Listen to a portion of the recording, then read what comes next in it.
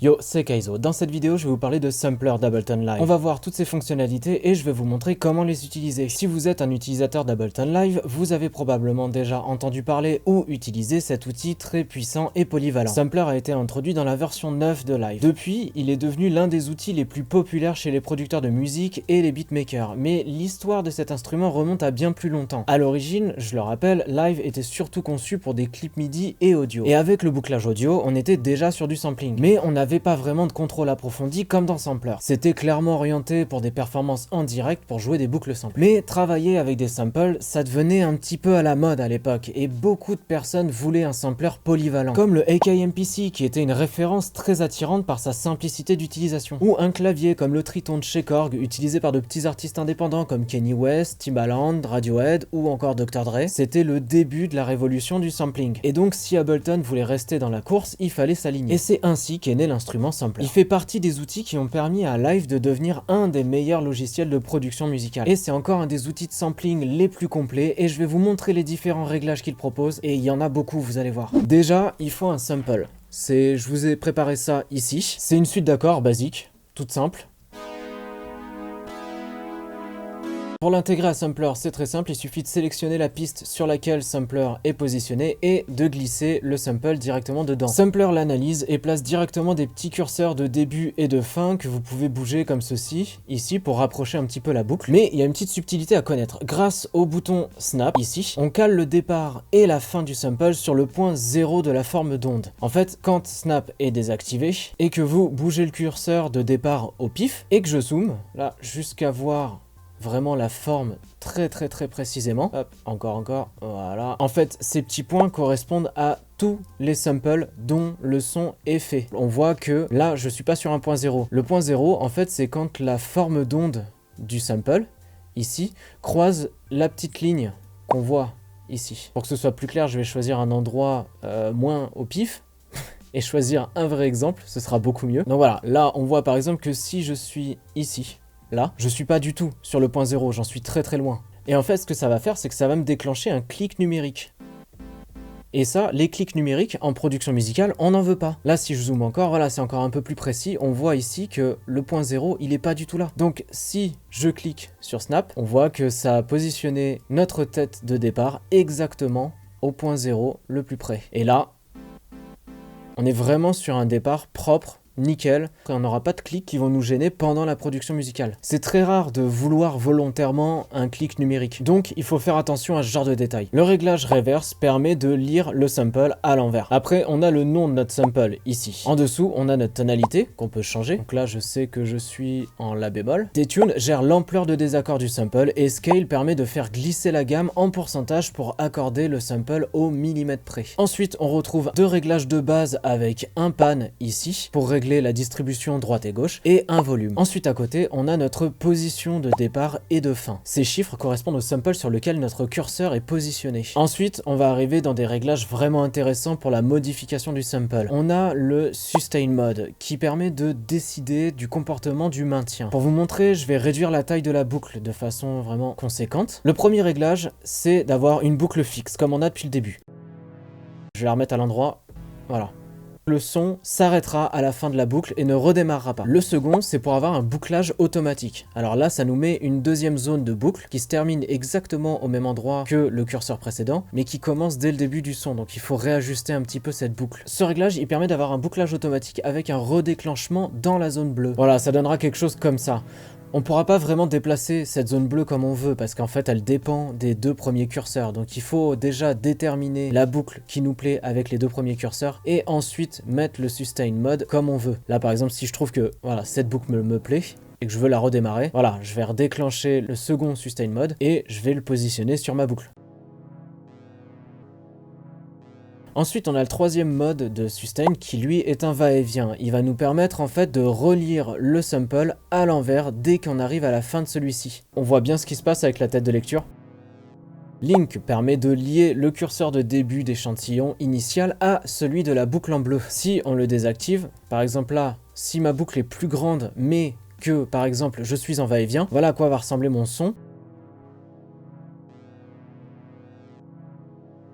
Voilà, le sustain en fait va vraiment rester dans cette zone bleue, il ne repartira pas depuis le début. Et si je mets link, du coup, le curseur gris vient se snap directement dans la boucle. Si je le désactive, le curseur reprend sa place initiale. Ici, on a la localisation de la boucle en bleu. À côté, on a un crossfade qu'on peut ajouter pour adoucir la boucle. En dessous, ici, on a un release mode. Il permet de décider quelle partie on veut répéter au moment où on relâche la note. Pour qu'il marche correctement, déjà, il faut ajouter du release. Donc on va ici et on rajoute un release énorme. Là, voilà, par exemple. Ici, voilà.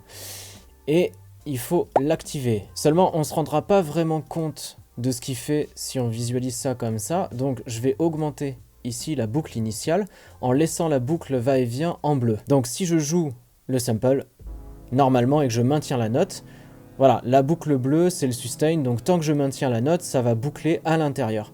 Seulement, si je relâche la note, là, vous allez voir, voilà, le sample sort de la boucle et vient se terminer là où je l'ai décidé. Évidemment, j'ai positionné un peu à l'arrache, mais c'est pas grave. Le deuxième réglage est donc un réglage de boucle. Cette boucle-là vient de s'activer, donc elle est positionnée depuis le départ ici. Moi, j'ai envie de la mettre plutôt ici.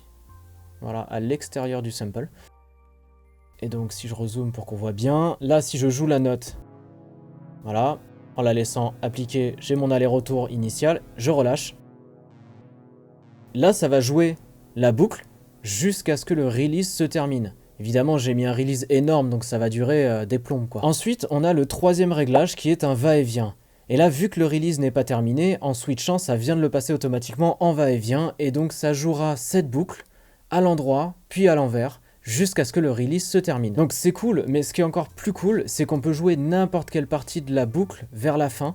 Voilà, n'importe quelle partie finale de la boucle. Je vais pas aller trop loin non plus, sinon on va rien comprendre. Voilà, je peux aller jouer cette partie-là, qui n'a rien à voir avec la boucle initiale. Et là, si je joue le sample,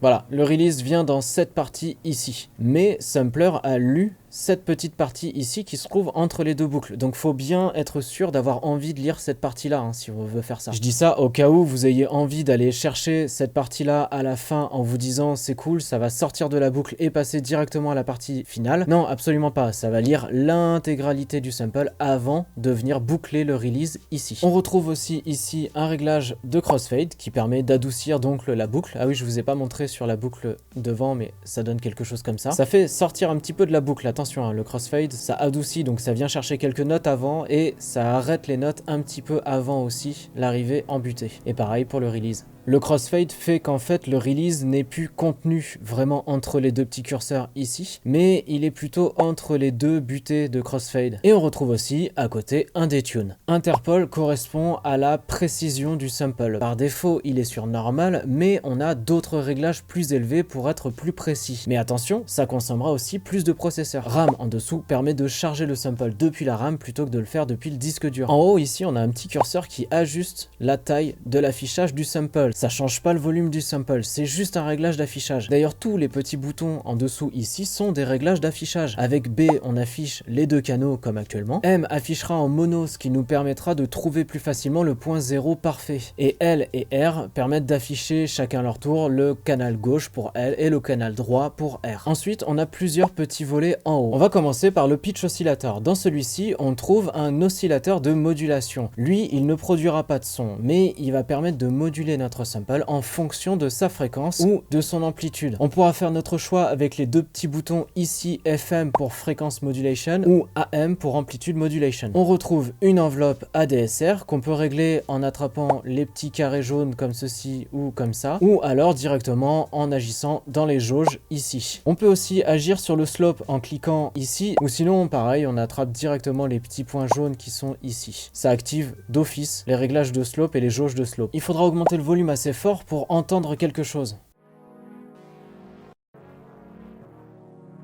Là, on est sur une modulation de fréquence. Et là, si je passe sur une modulation d'amplitude,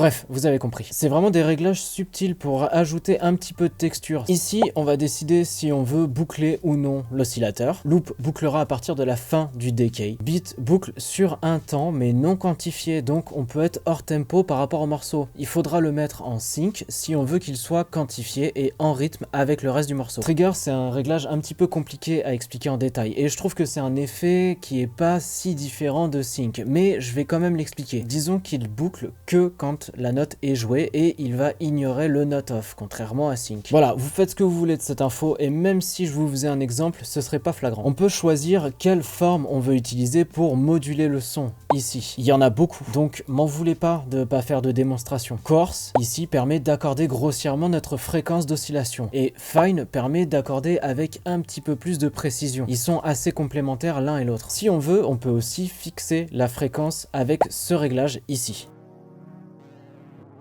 Voilà. Alors que Coarse,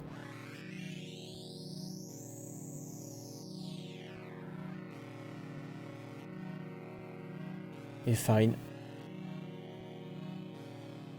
Ensuite, on a l'enveloppe qu'on active ici. Il va falloir ajouter de la valeur à Amount si on veut qu'elle soit opérationnelle. C'est une enveloppe de hauteur qui module la hauteur du sample, mais aussi la hauteur de l'oscillateur au-dessus. On gère ces réglages, comme tout à l'heure, directement dans la fenêtre ici, ou alors avec les réglages à côté. Pareil que l'oscillateur, on a exactement les mêmes réglages de looping ici. Le réglage spread est assez intéressant ici, parce que si j'utilise un sample en mono, il va nous permettre d'ajouter une seconde voix légèrement décalée et désaccordée, et de simuler un petit peu un son stéréo. Ça va aussi nous permettre d'élargir l'image stéréo d'un son qui est déjà à la base en stéréo. On peut transposer et désaccorder en fonction de cette forme. Le glide peut être réglé de deux façons différentes, soit en glide, donc ici en monophonique. Si je mets pas de glide, on a plutôt quelque chose comme ça. Ou alors en portamento, c'est-à-dire en polyphonique. Zone Shift est un réglage très avancé qui concerne la création d'instruments samplés et l'utilisation du multi-échantillonnage. Donc je vais pas en parler plus pour pas vous perdre et aussi parce que c'est très compliqué à expliquer. Ensuite, on passe à la fenêtre filtre global où on retrouve un filtre qui peut être automatisé comme un filtre normal, une enveloppe de filtre pour moduler les fréquences du filtre et une enveloppe ADSR globale avec un volume ici et tous les réglages d'enveloppe ici. Ah, et on a aussi un shaper ici avec différentes formes. Donc là, si je l'active, on peut choisir toutes les formes qu'on veut ici, il y en a 4, hein, c'est des formes classiques. Et avec cette petite flèche ici, on va pouvoir choisir si la sortie du shaper va dans le filtre ou si c'est le filtre qui va dans le shaper. Pour l'entendre, il faudra augmenter la valeur d'Amount. Voilà, on va prendre une forme un petit peu plus brutale. Voilà, par exemple. Donc là, c'est le shaper qui va dans le filtre. Alors que là, c'est le filtre qui va dans le shaper. On voit que c'est pas tout à fait la même chose, que le shaper prend plus ou moins le dessus en fonction de l'ordre dans lequel on le met par rapport au filtre. Bref, les réglages de filtre et d'enveloppe, on connaît, donc on va passer au petit réglage en dessous. Donc on a un réglage de panning et un réglage de panning aléatoire qui distribue le son à droite ou à gauche de façon plus ou moins aléatoire en fonction du pourcentage donné. Donc là, si je viens à mettre à fond, ça va être 100% aléatoire. Donc la distribution se fait vraiment de façon totalement aléatoire. On a un réglage de voix ici qui permet de choisir le nombre de voix minimum que Sampler pourra jouer simultanément. Ensuite on a le réglage de retrigger. On n'entend pas vraiment ce qu'il fait. Lui en fait il redéclenche une note tenue par exemple quand une nouvelle note est ajoutée plutôt que de les empiler. Ça évitera de surcharger le processeur pour rien. Ensuite on a le volet de modulation avec une enveloppe auxiliaire qui pourra servir à mettre un des nombreux réglages sous enveloppe. Ici avec un canal A et un canal B. On pourra ajouter des valeurs différentes à ces deux réglages. Puis on a 3 LFO. Le premier agira sur les réglages de volume, filtre, panning et pitch. Et les deux autres sont auxiliaires. On va pouvoir leur assigner aussi deux réglages différents avec des intensités différentes. Le volet MIDI est plus pour les performances en live. Il permet de mapper certaines touches de notre clavier. On retrouve aussi ici le range qui est un réglage de pitch bend et permet de régler la modulation en semitons. Si on veut que le pitch bend évolue d'une gamme entière, on réglera sur 12 semitons.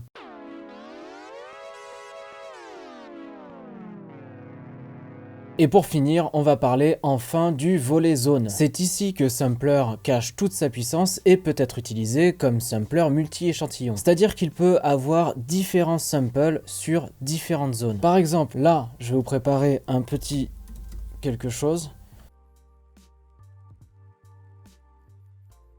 Voilà, je vous ai préparé un petit exemple de distribution de samples dans la zone. Pour l'exemple, j'ai préparé un piano samplé. J'ai simplement pris des samples de piano dans la bibliothèque de Live que j'ai distribué par zone. Un sample d'instrument est normalement nommé comme ça, avec sa tonique ici. Là, j'ai choisi exprès une tonique en Do. Et on a aussi un petit chiffre à côté qui donne sa position sur le clavier. Dans le volet zone, on a une petite illustration de clavier ici en haut avec des C0, C1, C2, C3, C4. Et bien, quand on glisse un sample de piano, ça ressemble à ça. Il prend tout le clavier, seulement c'est pas vraiment comme ça qu'il a été créé. On voit un petit R ici au milieu qui signifie route. Ça correspond à la tonique. Et là, elle est pas du tout à sa place. Elle est censée être à 0 et là elle est à 3. Donc en fait, il faut venir réduire le sample jusqu'à la tonique qui est ici, hop, lui donner sa place comme ceci, et après venir la distribuer sur C0, voilà, comme ceci. Et là, la gamme est nickel comme elle est prévue. Bref, Sampler vous permet de créer vous-même votre instrument samplé, que vous aurez enregistré note par note au préalable, et que vous viendrez distribuer dans le volet zone, note par note aussi, avec le plus de précision possible. En fait, c'est le même principe qu'utilisent Native Instruments ou Arturia pour leurs instruments samplés, sauf que ça demande des heures de travail, parce que les instruments samplés ont énormément de samples différents. Là, l'exemple que j'ai fait est éclaté, soyons honnêtes, mais il permet de comprendre un petit peu le principe de base. Je rentre pas plus dans les détails pour ce volet parce qu'il dépasse l'utilisation basique de sampler. On rentre vraiment plus dans un domaine de création d'instruments que de beatmaking. Mais je voulais quand même parler de ce volet parce qu'il montre bien à quel point sampler est puissant. D'ailleurs, je précise, mais chaque sample de la grille est modulable avec tous les réglages qu'on vient de voir. Donc, le niveau de précision de sampler est zinzin. Aussi, je voulais ajouter, avant de finir la vidéo, qu'on approche des 1000 abonnés. Et je voulais donc organiser un giveaway pour fêter ça. Je sais, 1000 abonnés, c'est pas grand chose. En fait, c'est pas vraiment pour fêter les 1000 abonnés. C'est plutôt pour remercier les 1000 premiers abonnés. Parce que c'est eux qui font naître en fait une chaîne YouTube. Sans vous, il n'y aurait rien. Donc je vais vous donner à chacun une chance de gagner un bon d'achat de 50 € chez Thomann ou Woodbrass. C'est vous qui choisissez, c'est pas du tout sponsorisé. C'est vraiment moi qui ai décidé de faire ça. Pour entrer dans le giveaway, déjà, il faut être abonné.